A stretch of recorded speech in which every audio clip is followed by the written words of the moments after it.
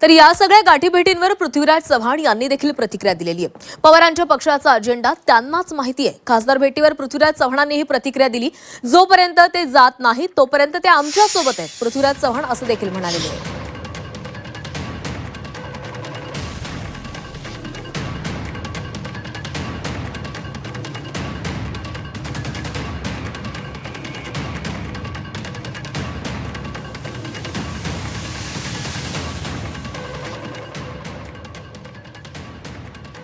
राष्ट्रवादी काँग्रेसमध्ये काय घडामोडी चालल्यात किंवा शरद पवार गटामध्ये काय चालत त्याच्यावर मी बोलणं काही उचित ठरणार नाही.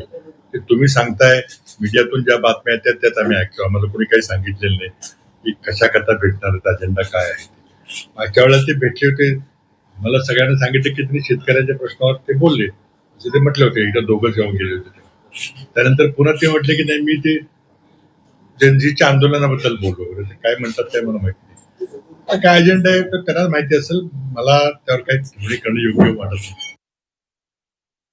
पण जोपर्यंत पवार गट सोडून जात नाही तोवर ते आमचे सहकारी, महाविकास आघाडीचे महत्वाचे घटक आहेत, ज्येष्ठ नेते आहेत. आम्ही असे कधीच करणार नाही की असं होईल तसं होईल. ते तुम्ही करायचं, काटकली करायचं, आम्ही नाही करणार. पण त्या दिवशी जे घडेल त्या दिवशी पुढची रणनीती आम्ही आखू. खासदारांनी असे प्रश्न घेऊन भेटण्यामध्ये काही गैर नाही. शेतकऱ्यांचे प्रश्न असो, अन्नभाऊ, भारतरत्न असो, त्यात काही गैर नाही, अजिबात म्हणत नाही.